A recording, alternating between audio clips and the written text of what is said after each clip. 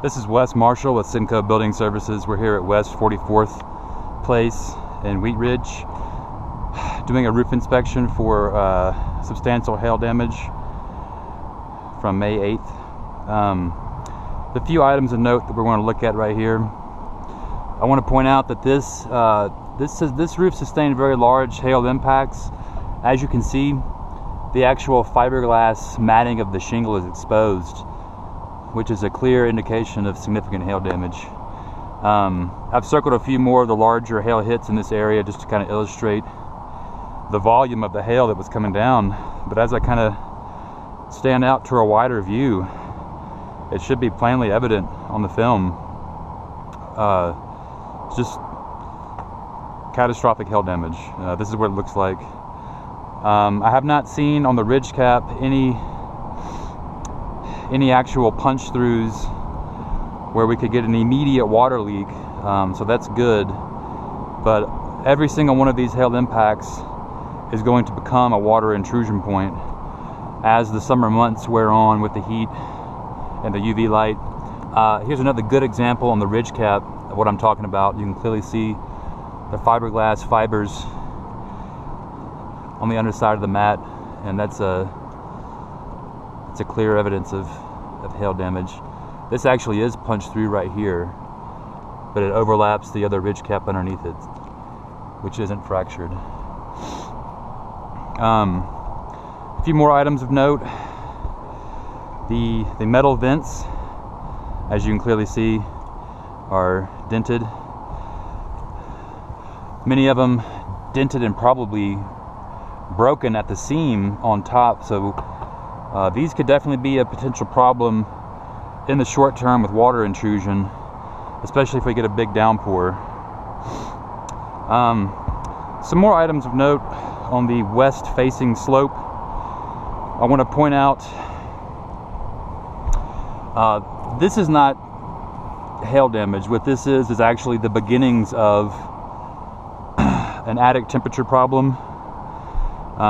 These thermal cracks right here are showing me that the attic space is not properly ventilated.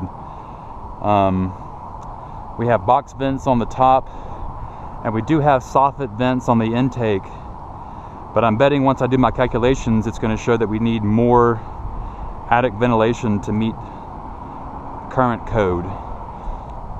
And what that's going to do is it's going to prevent what's starting right here with the cracking. Okay, this is the very beginning of it right here. Let me come back over here in this area. Another dented metal vent. I don't know if you can see it because of the shadow, but along this sidewall and step flashing there looks to have been some pretty extensive patchwork that was done in the past. I've got a piece of metal step flashing exposed right here, as you can see. All of this mastic must have been put here for a leak issue, I'm assuming, that they've had in the past. So, and that's actually on all of the sidewall flashings that I'm looking at. So this is something that needs to be addressed also. We need to make sure there's been no leaks here in the past and no deteriorated decking behind here. I'm just going to kind of walk around and give you an overview shot. You can clearly see the extent of the damage as I kind of pan out to a wider shot. Also, I want to come over here and point this out. So this is going to be typical of every flashing on this roof. None of the exposed nails have any mastic over them at all. I have not found a single piece of flashing where the exposed nails are covered in mastic, and that's a problem. It's going to be a potential leak point for each and every one of those. The same here.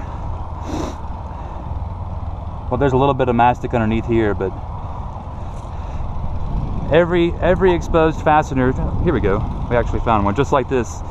All those exposed nails should have mastic on them.